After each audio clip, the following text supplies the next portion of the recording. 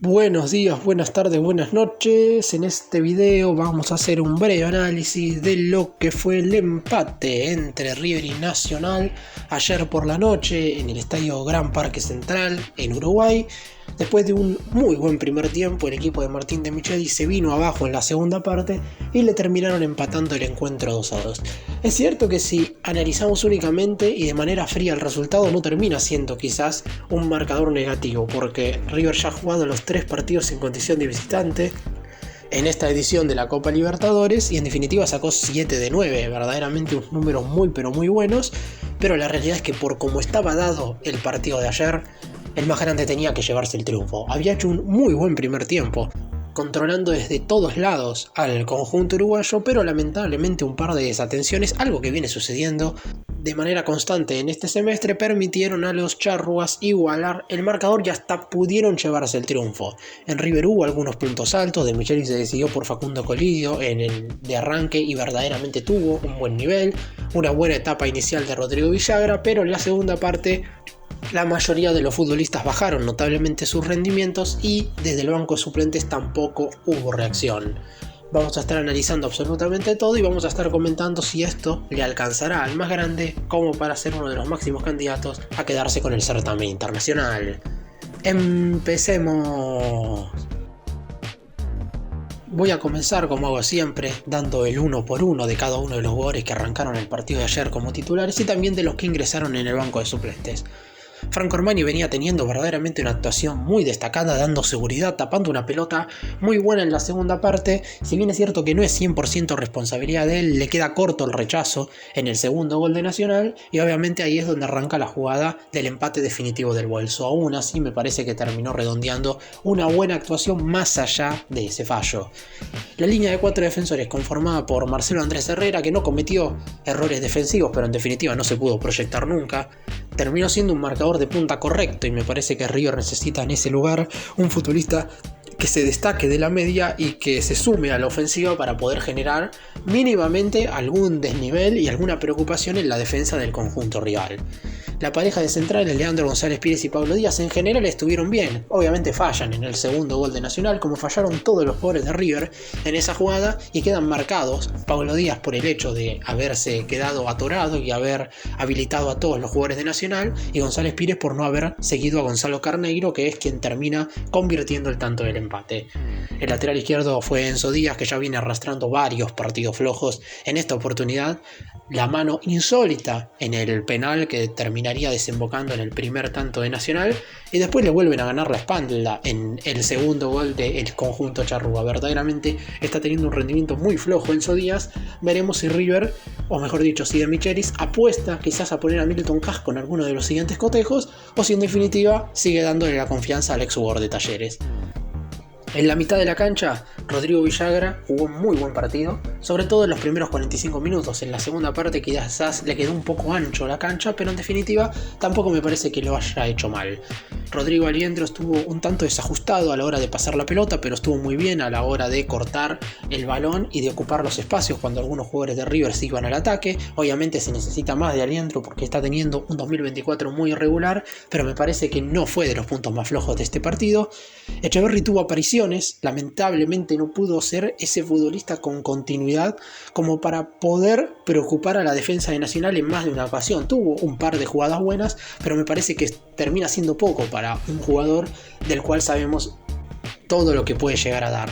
Y Nacho Fernández completó la mitad de la cancha, algo parecido a lo de Herrera. No se destacó, no tuvo grandes fallos. Me parece que también River ahí necesita un jugador un tanto más desequilibrante, un futbolista que de mitad de cancha hacia adelante pueda romper cuando Echeverri no tiene una buena tarde-noche, y Nacho hoy por hoy no termina siendo esa solución.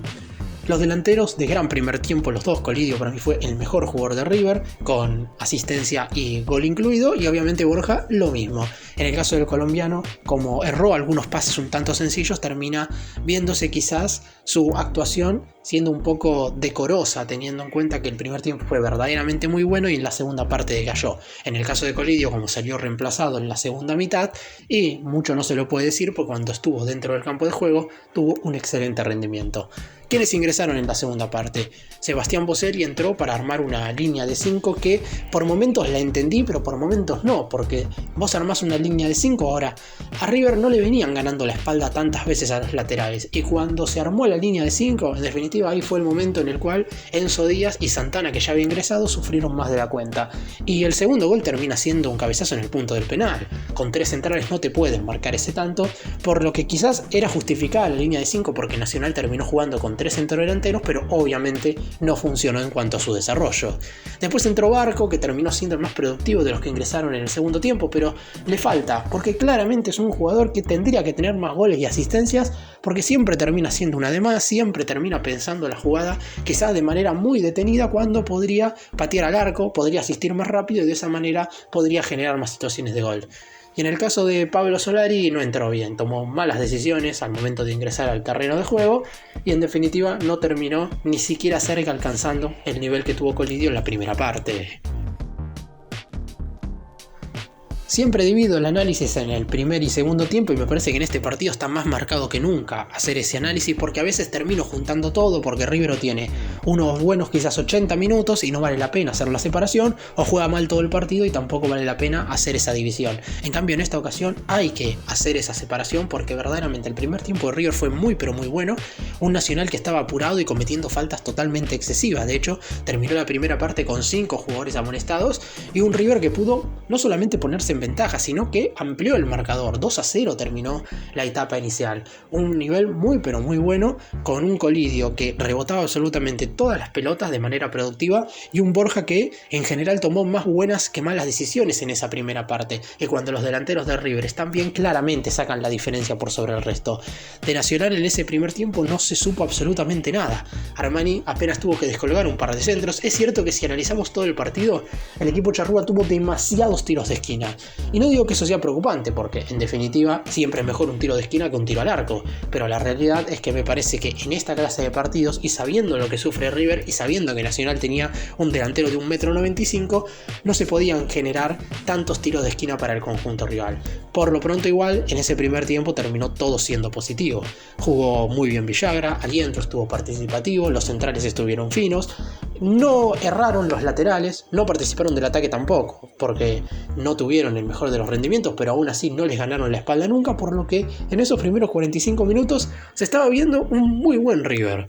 Quizás no es equipo que brilla y que tocaba la pelota en un segundo, pero en definitiva no hay que dejar de lado el rival con el cual estaba jugando el más grande. Nacional es un equipo importante con buenos jugadores y que ya había hecho un buen encuentro cuando se jugó el duelo de ida en el Estadio Monumental. En esa oportunidad recordemos que River ganó por 2-0, pero terminó liquidando el partido en el último minuto del encuentro. En esta ocasión River hasta marcó el segundo gol con bastante tiempo de antelación, pero no pudo igual sostener el resultado porque es un equipo de mandíbula de cristal. Cuando en algún momento termina teniendo alguna jugada desafortunada, que pueden existir porque esto es fútbol, puede caer la pelota en el área y puede haber un penal un tanto sonso. No creo que este igual haya sido sonso, porque lo de Enzo Díaz es para ver, porque hace bastante que está teniendo malos rendimientos, pero en definitiva hay circunstancias que se pueden dar en un partido que están fuera de la lógica. River tiene que estar preparado para eso, si es que a la hora de enfrentarse en los mano a mano a los equipos más importantes, tiene que estar preparado. En el segundo tiempo no sé exactamente qué es lo que sucedió. Es cierto que por estar perdiendo y por el hecho de tener un resultado negativo, claro está, Nacional iba a pararse más adelante y River iba a tener que estar más preparado para buscar el contragolpe, algo que en el primer tiempo había hecho bien, porque el segundo tanto del Millonario es producto de un muy buen contraataque. Sin embargo, que absolutamente en todas las ocasiones River esté preparado para contraatacar me parece algo totalmente absurdo, sobre todo teniendo en cuenta los jugadores que tiene River. La realidad es que jugadores para contraatacar hay pocos. Por eso no me pareció mal el ingreso de Solari, pero en definitiva River empezó a jugar mal en el complemento a partir del minuto. No es que los cambios de De Michelis empeoraron al equipo. Después es cierto, las modificaciones no pudieron subsanar algunos errores y por el lado de Nacional todos los que ingresaron lo hicieron de manera correcta o por lo menos mejor que los de River. Yo creo que De Michelis, en el momento en el cual ve que algo no funciona, puede cambiar, porque me parece algo totalmente lógico. De hecho se quedó con un cambio por hacer y podría haber vuelto a la línea de 4 defensores con Santana y Enzo Díaz bien parados como laterales y podría haber sacado a alguno de los centrales que habían arrancado el partido, como González Pires o Pablo Díaz. Pero por lo pronto decidió no corregir eso en los últimos minutos y Nacional se lo terminó empatando. De hecho, los goles llegaron producto de dos fallos garrafales que no pueden ocurrir en un partido de Copa Libertadores. Es cierto que Nacional venía jugando mejor que River en ese complemento, de hecho Armani había tapado una muy buena pelota y Pereira, el mediocampista ofensivo del conjunto charrúa, había errado un gol insólito, pero por lo pronto si Enzo Díaz no hubiera levantado la mano de la manera absurda en la cual lo hizo, Nacional no tenía ese penal en el minuto 35 del segundo tiempo y a lo mejor los minutos seguían pasando y no había forma de que el Bolso le igualara el encuentro a los de Martín de Michelis. Un penal muy absurdo por parte de Enzo Díaz que Gonzalo Carneiro terminó cambiando por gol. Y un minuto después aparece una seguidilla de errores que no pueden suceder. Primero, dejan tirar el centro de manera muy fácil. Después, Armani termina rechazando con los puños de manera muy corta. Posteriormente, al jugador al cual le queda el rebote, logra acomodar el balón estando muy pero muy solo. Ninguno de los dos mediocampistas centrales apareció para atorarlo. Después, ese mismo futbolista tira un centro por atrás de Enzo Díaz que pierde la espalda, centro al medio y Pablo Díaz habilitaba a todos y González Pires pierde la marca de Carneiro. Una seguidilla de fallos que permitieron que Nacional igualara el partido. Después no hubo tiempo para más, tuvo una situación River como para ponerse 3-2, pero también tuvo Nacional alguna aproximación. Un 2-2 que termina quedando con gusto a poco por el buen primer tiempo que hizo el equipo de Martín de Michelis, pero que espero que deje una enseñanza. Tiene que haber alguna forma de que este equipo pueda sostener los partidos en las segundas partes. Y en una noticia muy positiva que se terminó de confirmar ayer, finalmente ya se sabe que si River llega a la final de la Copa Libertadores, ese encuentro decisivo que se va a estar disputando el sábado 30 de junio se va a llevar a cabo en el estadio más monumental. Si bien es cierto que faltaba la confirmación oficial por parte de la Conmebol y todavía las redes sociales de la Confederación Sudamericana de Fútbol no se explayaron al respecto, ya luego de haber revisado los escenarios posibles para albergar la gran final del torneo más importante de Sudamérica a nivel clubes, se han decantado porque si llegan dos equipos de mucha concurrencia, la final se juega en el Estadio Monumental.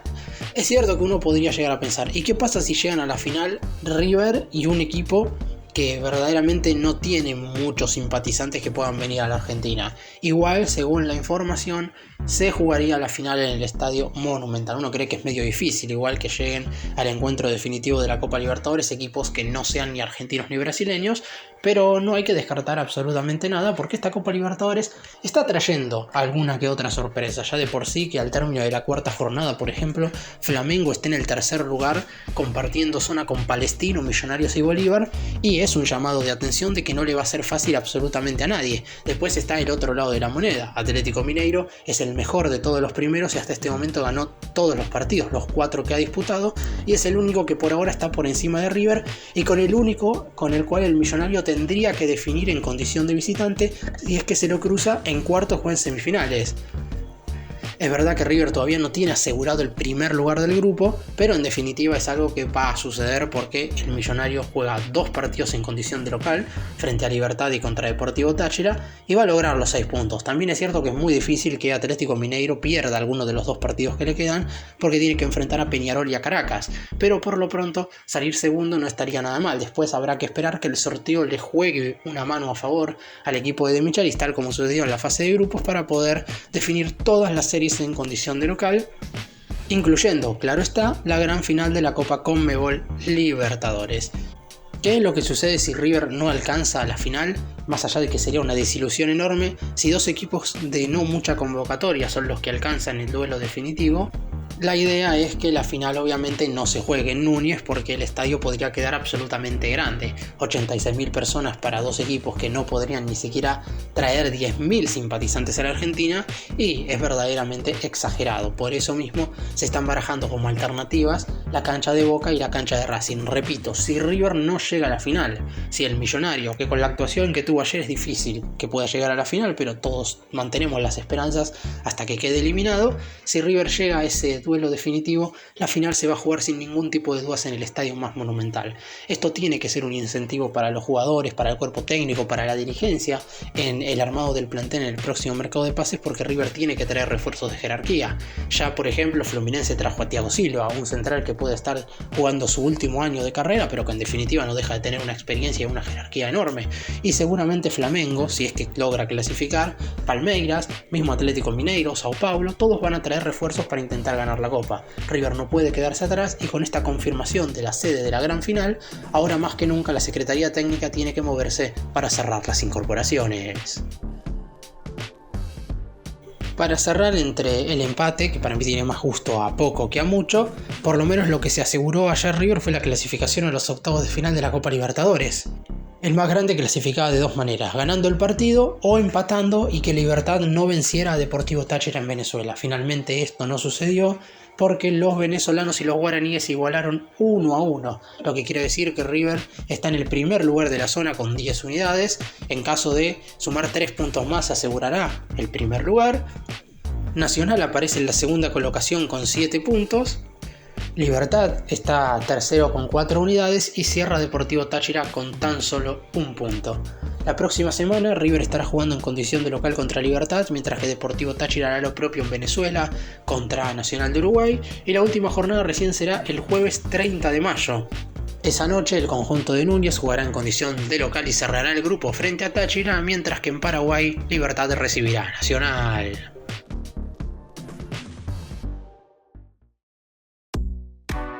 Gracias por mirarnos, suscríbanse, nos vemos en el próximo video.